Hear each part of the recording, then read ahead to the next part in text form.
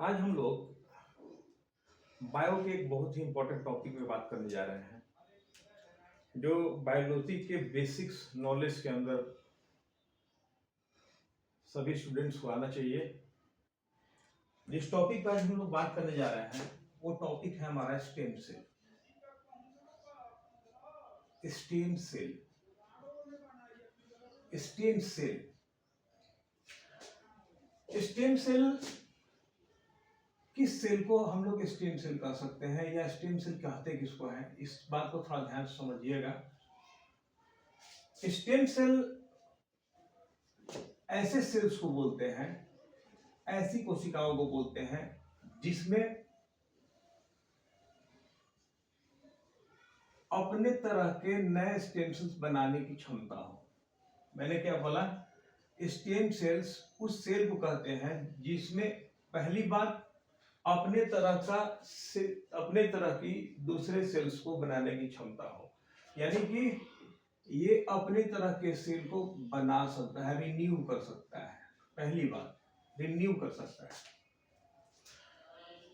दूसरी बात ये है कि स्टेम सेल में ये कैपेबिलिटी होती है, या मैं ये बोलता हूं कि पोटेंसी होती है, क्षमता होती है, पोटेंसी होती है। किसकी पोटेंसी होती है भाई? तो वो सेल डिफरेंट काइंड्स के या डिफरेंट टाइप्स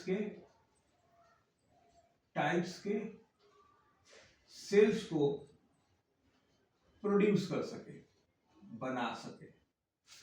मैंने ये बोला सिंपल भाषा में बात करते हैं कि स्टेम सेल्स उस सेल को बोलेंगे जिसमें खुद की अपने रिन्यूअल करने की क्षमता हो, अपने जैसे सेल्स बनाने की क्षमता हो, यानी कि फर्दर वो स्टेम सेल और अगले स्टेम सेल को बना सके। और साथ साथ इस स्टेम सेल में ये कैपेबिलिटी होती है, पोटेंसी होती है, क्षमता होती है कि ये स्टेम सेल डिफरेंशिएट करके डिफरेंट टाइप्स के सेल्स को प्रोड्यूस कर सकती है। उस सेल्स को हम लोग क्या बोलेंगे? स्टेम सेल्स बोलेंगे। तो स्टेम सेल्स का सिंपल डेफिनेशन क्या हुआ? स्टेम सेल उन सेल्स को कहते हैं जो अपने तरह के सेल को बना सकते हैं डिवीजन के बाद। इसके अलावे उनमें ये क्षमता होती है, पोटेंसी होती है कि वो अपने से दूसरे टाइप के सेल्स को भी प्रोड्यूस करा सकती है, डिफरेंशिएट करा के दूसरे डिफरेंट तरह के सेल को प्रोड्यूस करा सकती है। अब पोटेंसी के आधार पे, on the basis of potency, यानी कि क्षमता के आधार पे, तो मैं क्या बोल रहा हूं यहाँ पे? On the basis of potency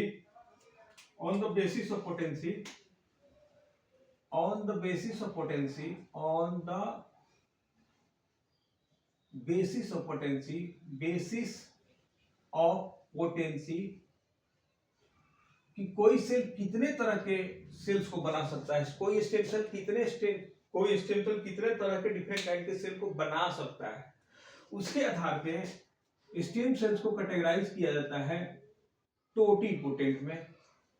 totipotent cell, stem cell.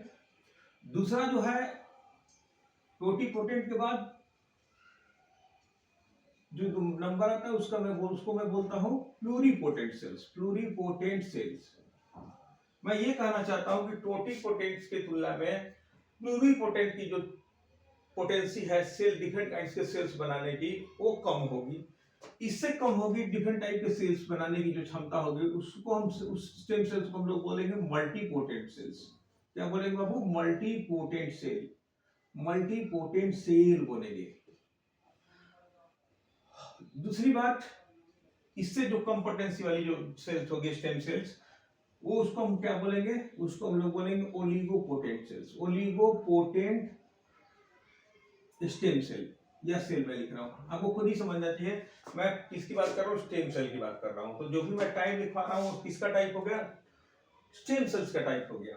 मैं ये बोलना चाह रहा हूं या आपको ये समझाना चाह रहा हूं कि जो टोटीपोटेंट सेल्स है ये बहुत सारे टाइप के सेल्स को बना सकती है, बहुत सेल्स को बनाते हैं। एग्जांपल देके मैं समझाने वाला हूं कुछ देर के बाद।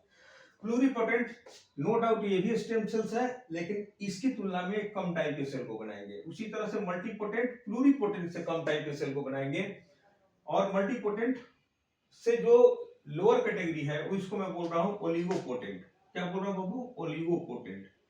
ओलिगोपोटेंट सेल्स, स्टेम सेल। और सबसे जो लास्ट है जिसको मैं बोल रहा हूं यूनिपोटेंट सेल्स। यूनिपोटेंट सेल्स मैं ये बोल रहा था, ये स्टेम सेल वो सेल है, कंफ्यूजन नहीं रखना है दिमाग में, मेरी बात समझिए। स्टेम सेल्स उन सेल्स को कहेंगे जिसमें अपने तरह के दूसरे सेल्स को बनाने की कैपेबिलिटी हो। दूसरा, स्टेम सेल्स से डिफरेंशिएशन के बाद उसके अंदर एबिलिटी है, स्टेम सेल के अंदर एबिलिटी है, तो डिफरेंट टाइप के सेल्स को बना सकती है। अब मैंने आपको ये बात बोली कि on the basis of potency, किसी सेल की पोटेंसी, किस स्टेम सेल की पोटेंसी कितनी है, पोटेंसी के आधार पे स्टेम सेल को कैटेगराइज किया गया है। पहला जो टाइप है टोटिपोटेंशियल, दूसरा है प्लूरिपोटेंशियल, तीसरा है मल्टीपोटेंशियल, चौथा है ओलिगोपोटेंशियल्स और पांचवा जो है यूनिपोटेंशियल्स।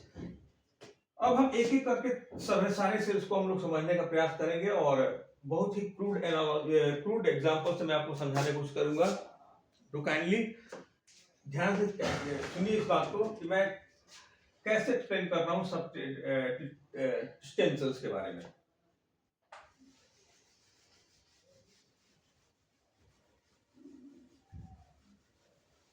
सबसे पहले हम बात कर रहे हैं बेस्ट एग्जांपल के साथ मैं सब बताने जा रहा हूं, थोड़ा ध्यान दीजिएगा।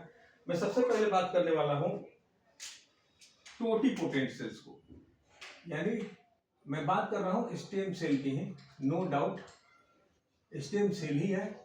इसको मैं क्या बोल रहा हूं, सबसे फर्स्ट जो कैटेगरी है इसको मैं बोल रहा हूं टोटिपोटेंट सेल्स। टोटिपोटेंट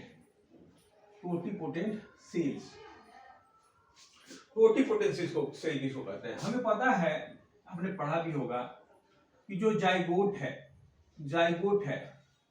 जाइगोट का फॉर्मेशन मेल गैमेट और फीमेल गैमेट के फ्यूजन से होता है।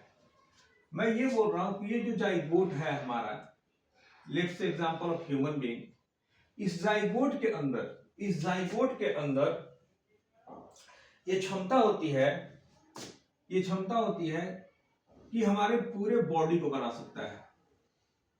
इस पूरे बॉडी को बनाने के अलावे जब एम्ब्रायनिक डेवलपमेंट होता है तो उस पीरियड में कुछ एक्स्ट्रा एम्ब्रायनिक मेम्ब्रेन भी बनता है। एक्स्ट्रा एम्ब्रायनिक मेम्ब्रेन क्या करते हैं भाई? ये डेवलपिंग एम्ब्रायो को प्रोटेक्शन देते हैं और साथ साथ डेवलपिंग एम्ब्रायो को या फिटस को मदर के बॉडी से अटैच करने में मदद करते हैं। ओके, तो मैंने क्या बोला, ये जो जाइगोट हमारा क्या है, ये पूरा हमारा बॉडी बना सकता है। पूरा बॉडी के अलावे, नो डाउट हमारा पूरा बॉडी बना सकता है। बॉडी के अलावे जो हमारा एक्स्ट्रा एम्ब्रायोनिक मेम्ब्रेन होता है, एक्स्ट्रा एम्ब्रायोनिक जो मेम्ब्रेन होता है,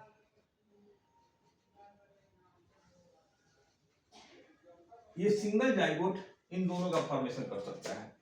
हमने पढ़ा था फर्दर डेवलपमेंट में, एम्ब्रायनल डेवलपमेंट में हमने स्टडी किया था क्लास 12 के अंदर ही, कि जाइगोट के बाद जो सेल डिवीजन होता है, सेल डिवीजन के बाद फिर मोरुला स्टेज आता है, उसके बाद आता है हमारा मोरुला स्टेज के बाद आता है हमारा ब्लास्टुला स्टेज या ब्लास्टोसिस्ट बोल सकते हो, ब्लास्टोसिस्ट स्ट्रक्चर को बोलेंगे।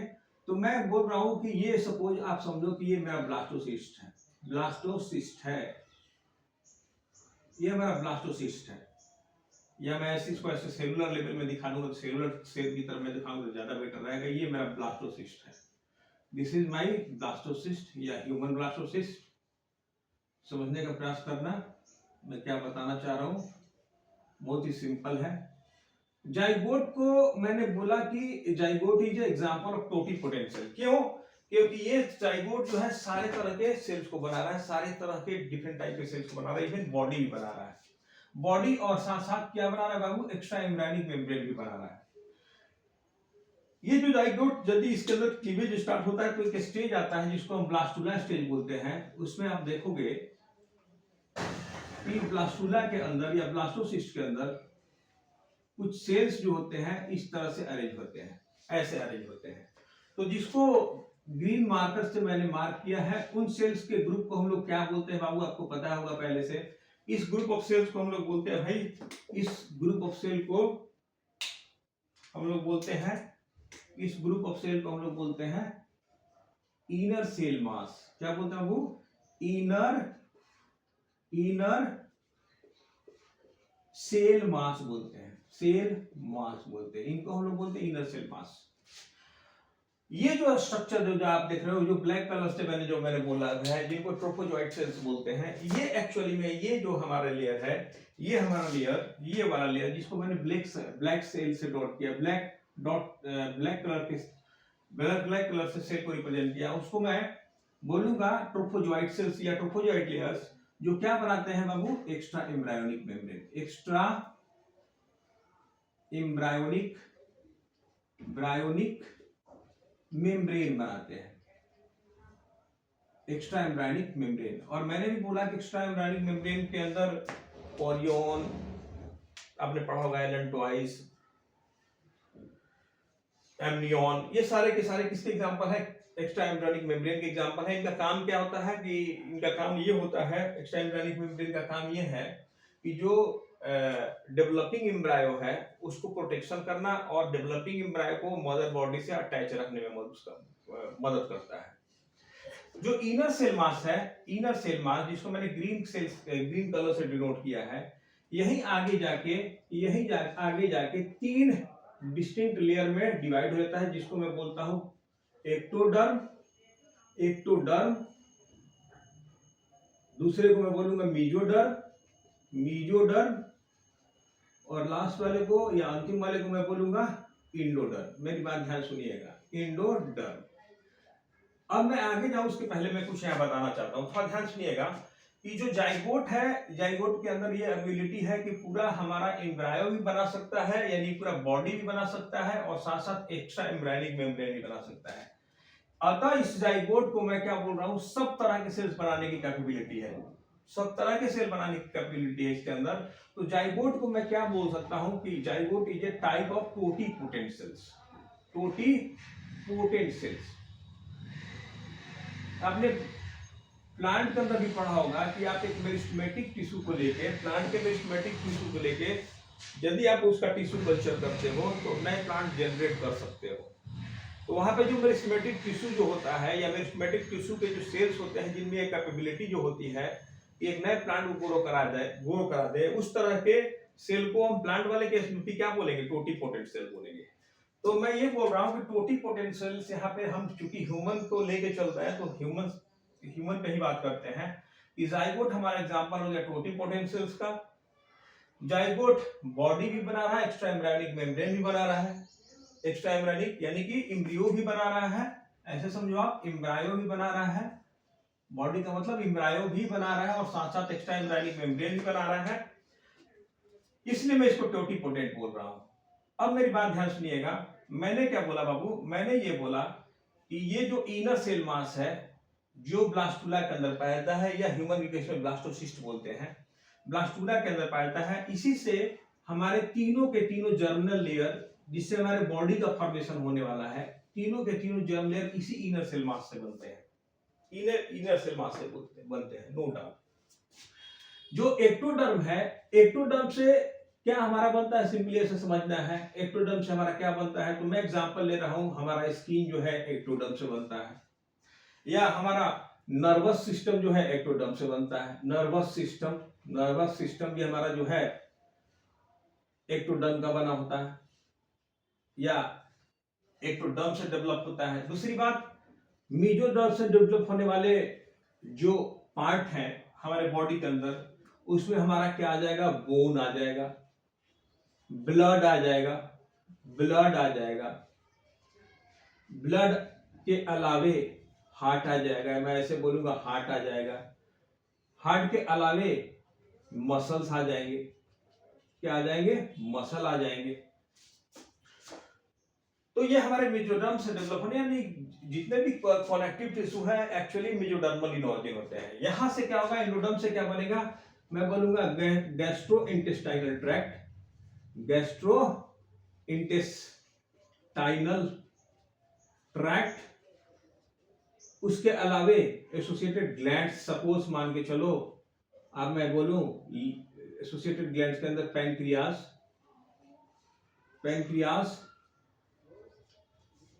Liver, pancreas liver. मैंने ये बोला कि जाइगोट से फिर क्या बना, ब्लास्टुला बना या ब्लास्टोसिस्ट बना। ब्लास्टोसिस्ट के अंदर जो हमारा एक खास ग्रुप है सेल का, जिसको मैं इनर सेल मास बोल रहा हूं, इनसे ये तीनों के तीनों लेयर बनते हैं, जर्म लेयर बनते हैं, एक्टोडर्म, मेसोडर्म और एंडोडर्म। ये जो इनर सेल मास की जो सेल है, एक्चुअल में ये बाबू प्लूरिपोटेंट सेल्स हैं। प्लूरिपोटेंट मैं क्यों बोल रहा हूं, प्लूरिपोटेंट है, दिख तो रहा था, देख लेंगे 1 मिनट, प्लूरिपोटेंट है।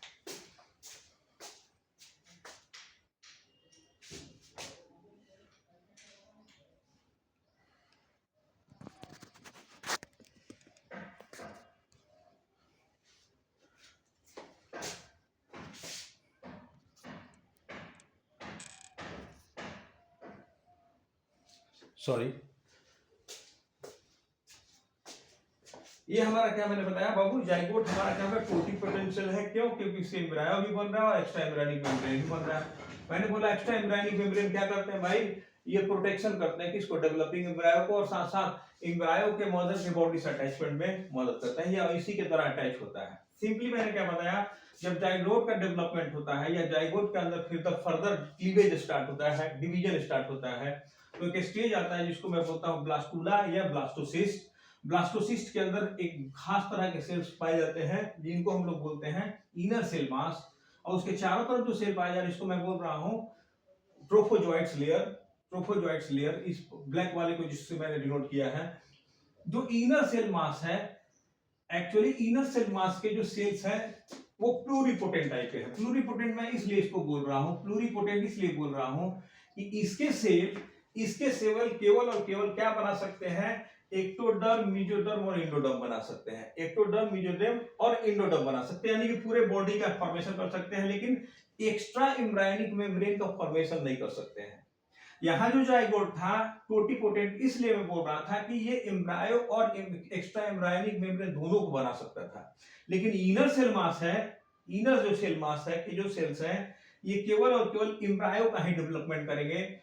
इसकी पोटेंसी से, इनर सेल मास की पोटेंसी से जाइगोट की पोटेंसी ज्यादा है, और सबसे हाईएस्ट पोटेंसी वाले सेल को स्टेम सेल को हम लोग टोटीपोटेंट बोलते हैं। इससे इसकी कम हो गई। क्यों कम हो गई? कि इनर सेल मास के जो सेल है केवल हमारे एम्ब्रायो यानी ये 3 जर्म लेयर को ही बना सकते हैं। ये तीनों जर्म लेयर हमारे पूरे बॉडी का निर्माण कर सकते हैं। ये एक्स्ट्रा एम्ब्रायोनिक मेम्ब्रेन को नहीं बना सकता। कौन? Inner cell mass. इसलिए इनर सेल मास के जो सेल है क्या कहलाएंगे बाबू? जिनकी पोटेंसी टोटीपोटेंसी से कम है, प्लूरिपोटेंट बोलेंगे। अब यहाँ पे थोड़ा ध्यान दीजिएगा, ये जितने भी ऑर्गन आपको मैंने बताया, जितने भी ऑर्गन मैंने आपको बताया जो एक्टोडर्म से बन रहे हैं, मेसोडर्म से बन रहे हैं, एंडोडर्म से बन रहे हैं, इन सब के अंदर अपना स्टेम सेल्स पाए जाते हैं। मेरी बात थोड़ा ध्यान सुनिएगा, क्योंकि हम आगे बात करने जा रहे हैं टोटीपोटेंट और प्लूरिपोटेंट के बाद मल्टीपोटेंट के बारे में।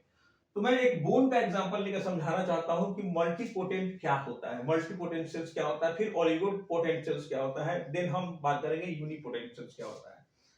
तो मैं समझ रहा हूं ये बातें आपको क्लियर है। टोटीपोटेंट हैज पावर या एबिलिटी या potential to give rise all type of cells. Pluripotent उससे नीचे का कैटेगरी हो गया, ये सारे तरह के सेल नहीं बना सकता। जैसे मैंने यहां बताया, ये एक्स्ट्रा एम्ब्रायोनिक मेम्ब्रेन के सेल नहीं बना सकता या एक्स्ट्रा एम्ब्रायोनिक मेम्ब्रेन नहीं बना सकता। ये केवल क्या बनाएगा? एम्ब्रायो ही बना सकता है। तो इसकी पोटेंसी की तुलना में इसकी जो पोटेंसी है इनर सेल मास के सेल की जो पोटेंसी कम हो गई, इसको मैं क्या बोल रहा हूं? प्लूरिपोटेंट। अब हम बात करेंगे मल्टीपोटेंट सेल्स के बारे में। मल्टीपोटेंट सेल्स के बारे में सब मैं सबकी बात जो कर रहा हूं, एक्चुअली मैं किसकी बात कर रहा हूं? स्टेम सेल की ही बात कर रहा हूं। और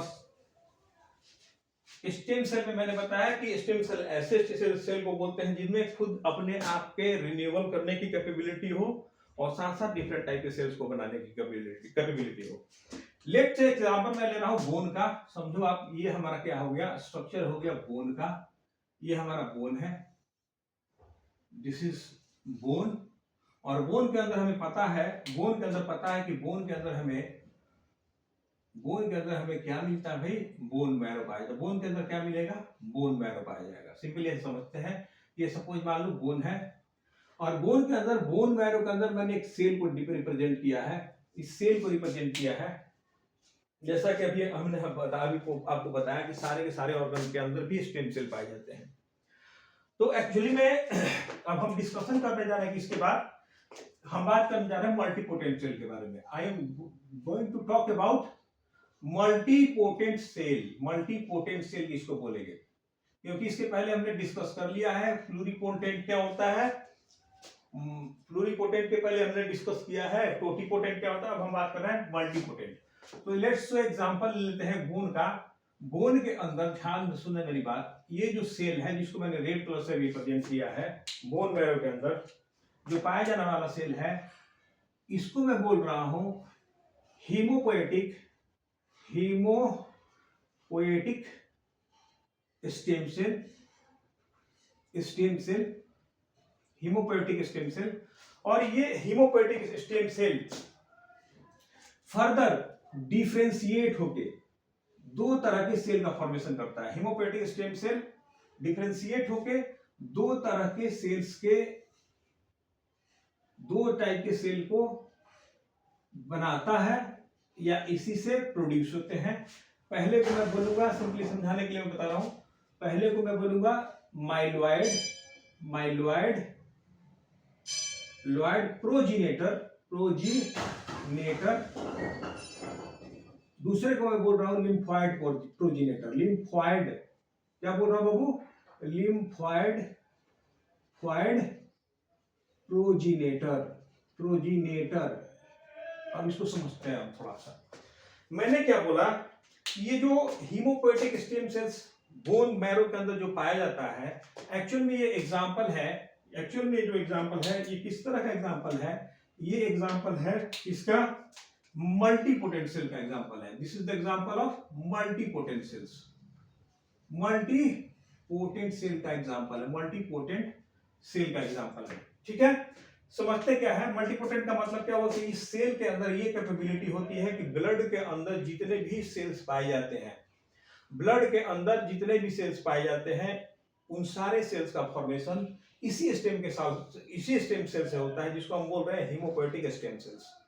हीमोपोएटिक स्टेम सेल्स को फर्दर हम लोग, ठीक है ना, फर्दर हम लोग क्या कर सकते हैं, इससे जो डेवलप जो सेल होंगे आगे आगे डिफरेंशिएट करने के बाद जो सेल बनेंगे, उनको मैं बोलूंगा, पहले वाले को बोलूंगा या फर्स्ट वाले को मैं बोल रहा हूं माइलॉइड प्रोजेनेटर सेल्स, दूसरे को मैं बोल रहा हूं लिम्फॉइड प्रोजेनेटर सेल्स। अब जो माइलॉइड प्रोजेनेटर सेल्स है, इसके द्वारा क्या बनेगा भाई, इसके द्वारा बनेगा ब्लड का सेल ही बनेगा, प्लेटलेट्स बनेगा, आरबीसी बनेगा, इसके अलावा इओसिनोफिल बनेगा,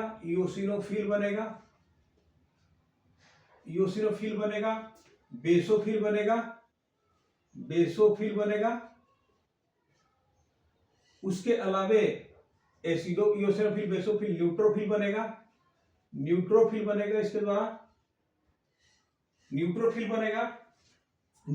के अलावे मोनोसाइट का ये फॉर्मेशन करा सकता है। मोनोसाइट इसके द्वारा, यानी माइलॉइड प्रोजेनेटर के द्वारा ये सेल डिफरेंशिएट होकर ये सेल बनते हैं, ब्लड में पाए जाने वाले ये सेल बनते हैं। यानी कि ये ब्लड के सारे सेल को माइलॉइड प्रोजेनेटर नहीं बना सकता, इसके लिए दूसरा सेल है जिसको लिम्फॉइड प्रोजेनेटर बोलते हैं। इसके द्वारा जो सेल बनेगा उसमें हमारा बनेगा natural killer cell, natural NK cell, natural killer cell, दूसरा बी लिम्फोसाइट और तीसरा टी लिम्फोसाइट। अब मेरी बात से थोड़ा ध्यान सुनिएगा, टी लिम्फोसाइट में बोल रहा हूं, अब मेरी बात ध्यान सुनिएगा। मैंने क्या बोला कि बोन मैरो के अंदर जो पाया जाने वाला सेल है, जिसको मैं बोल रहा हूं हीमोपोएटिक स्टेम सेल, ये किसका एग्जांपल है, मल्टीपोटेंट सेल्स का एग्जांपल है। क्योंकि ये सेल ब्लड के अंदर पाए जाने वाले सारे के सारे, ब्लड के अंदर पाए जाने वाले, मैं पूरे बॉडी के अंदर की बात नहीं कर रहा हूं, केवल ब्लड के अंदर पाए जाने वाले जितने भी सेल हैं वो सारे सेल के टाइप को बना सकता है। इसलिए मैं बोल रहा हूं इसको कि मल्टीपोटेंट है। जिस सेल को मैं बोल रहा हूं हीमोपोएटिक स्टेम सेल, मैं फिर बोल रहा हूं haemopoietic stem cells further differentiate करके दो स्टेम सेल्स का फॉर्मेशन करते हैं। एक को मैं बोल रहा हूं माइलॉइड प्रोजेनेटर, दूसरे को मैं बोल रहा हूं लिम्फोइड प्रोजेनेटर। माइलॉइड प्रोजेनेटर के द्वारा platelets, RBC, eosinophil, basophils, neutrophils और मोनोसाइट बनते हैं, और लिम्फोइड प्रोजेनेटर के द्वारा natural killer cell, B lymphocyte और टी लिम्फोसाइट बनता है। यानी माइलॉइड प्रोजेनेटर ब्लड के सारे सेल को नहीं बना पाएगा। ये जो सेल है माइलॉइड प्रोजेनेटर नाम का जो सेल है, ये सारे सेल को नहीं बना पा रहा ब्लड के, और लिम्फोइड प्रोजेनेटर केवल ये 3 तरह के सेल का फॉर्मेशन कर रहा है।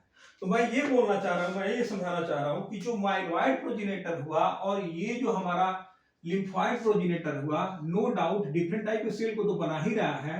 ये जो डिफरेंट टाइप का जो सेल बना रहा है, ध्यान दीजिए, ये सारे ब्लड के सेल को नहीं बना सकता, लिम्फोइड इनको नहीं बना सकता, लिम्फोइड इन सेल्स को नहीं बना सकता, माइलॉइड प्रोजेनेटर इन सेल को नहीं बना सकता।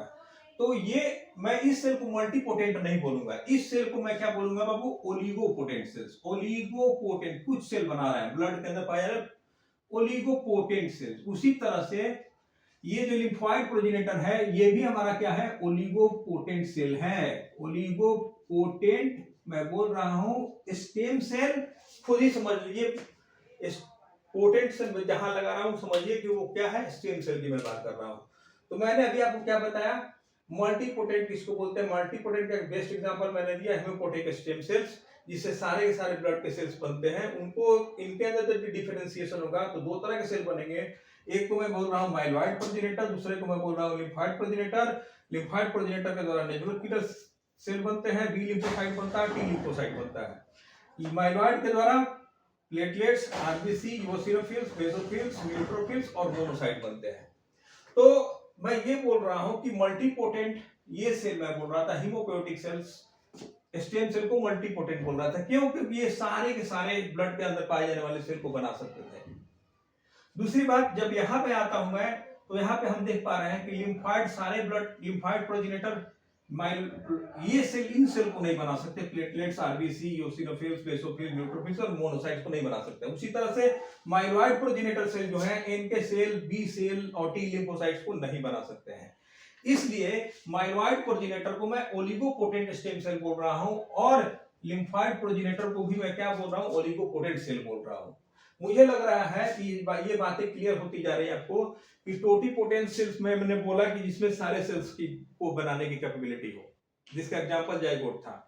दूसरा मैंने बोला आपको प्लूरिपोटेंट सेल का एग्जांपल मैंने आपको क्या बताया, इनर सेल मास के सेल को, इनर सेल मास के सेल को क्या मैंने बोला, प्लूरिपोटेंट सेल्स टाइप का मैंने बोला, टोटिपोटेंट नहीं बोला। मुझे पता है जो इनर सेल मास है आगे जाकर डिफरेंशिएट होकर 3 जर्म लेयर बनाता है, एक्टोडर्म, मेसोडर्म और एंडोडर्म, जिससे हमारा पूरा बॉडी का फॉर्मेशन होता है। हमारे बॉडी के अंदर जितने भी ऑर्गन पाए जाते हैं उनके अंदर भी स्टेम सेल्स पाए जाते हैं। जैसे मैंने एग्जांपल लिया बोन का, एक सिंपली एग्जांपल लिया, बोन के अंदर मैंने एक बताया कि ब्लड के अंदर, चूंकि ब्लड के जितने भी सेल का फॉर्मेशन होता है वो कहां होता है, बोन मैरो के अंदर होता है। मैंने फिर बताया आपको कि मल्टीपोटेंट सेल क्या है, तो मैंने एक एग्जांपल लिया, बोन का एग्जांपल लिया।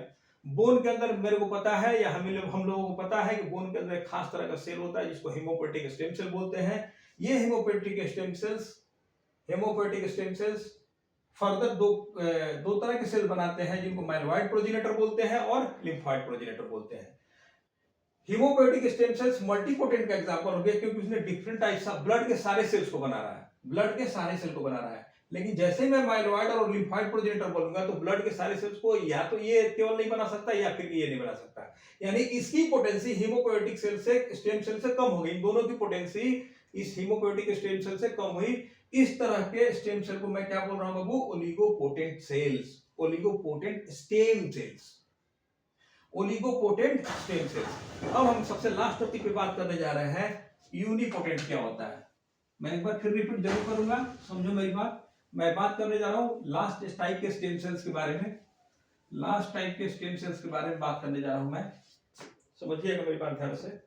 लास्ट का जो टाइप है स्टेम सेल का, उसको बोल रहा हूं unipotent cell, unipotent cell, unipotent cell. Unipotent cells का मतलब ये हुआ, फिर भी ये स्टेम सेल ही है तो अपने तरह का स्टेम सेल बना सकता है, लेकिन ध्यान दीजिएगा रिन्यूअल कर सकता है अपना, और केवल सिंगल टाइप के, केवल सिंगल टाइप के सेल को ही बना सकता है, सिंगल टाइप सेल फॉर्मेशन करा सकता है, सिंगल टाइप के सेल का फॉर्मेशन करा सकता है यूनिपोटेंट सेल्स। अब क्वेश्चन है कि ये हमें कहाँ मिलेगा, तो मैं एक सिंपल एग्जांपल ले रहा हूँ, स्किन का एग्जांपल ले रहा हूँ। तो सपोज मान लो कि ये मेरा स्किन हो गया, ये स्किन का एपिडर्मिस हो गया, ये हमारे हेयर हो गया, ऐसे समझो आप, ये हेयर हो गया, ये हमारा क्या हो गया, डर्मिस हो गया। तो सिंपली ऐसे समझो कि जो एपिडर्मिस है, एपिडर्मिस के जो एपिडर्मिस है उसके ऊपर जो खास तरह के सेल पाए जा रहे हैं, एपिडर्मिस के अंदर जो बेसमेंट मेम्ब्रेन होता है उस पे कुछ खास तरह के सेल पाए जा रहे हैं, जिनको मैं स्टेम सेल बोल रहा हूं। और ये स्टेम सेल केवल और केवल स्किन के ही सेल को बना सकते हैं।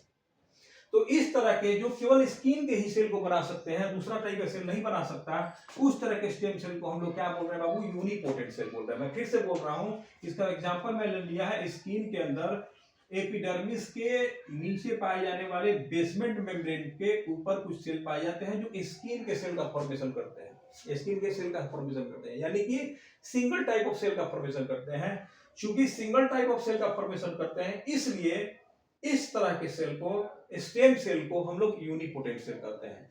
मैं फिर से एक बार रिपीट करना चाहूंगा कुछ पूरी बात को।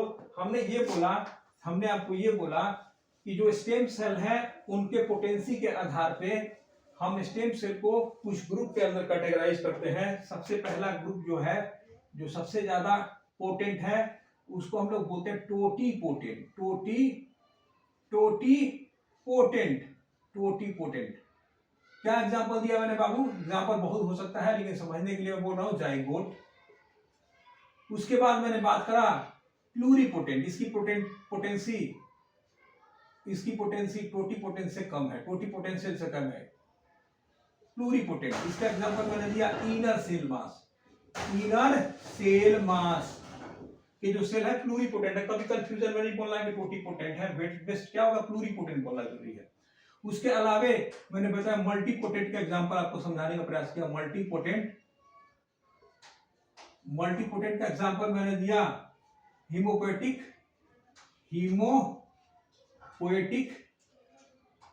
स्टेम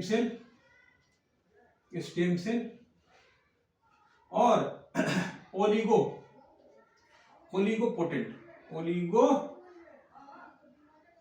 ओलिगोपोटेंट का एग्जांपल मैंने दिया लिम्फॉइड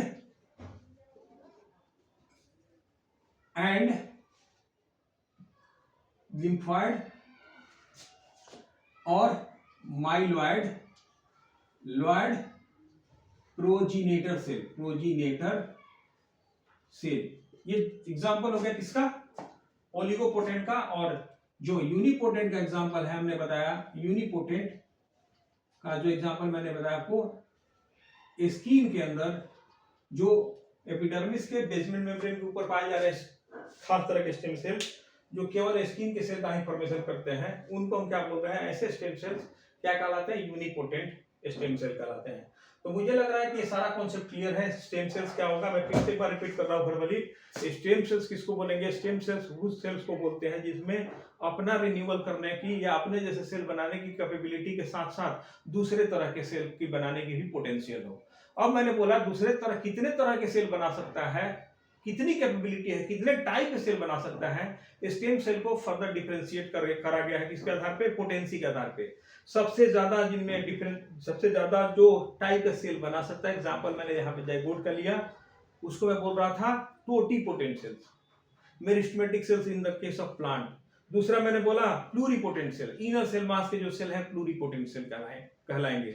तीसरा जैसे एग्जांपल मैंने लिया बोन के अंदर हीमोपोएटिक स्टेम सेल्स, वो किसका एग्जांपल हो गया, मल्टीपोटेंट का।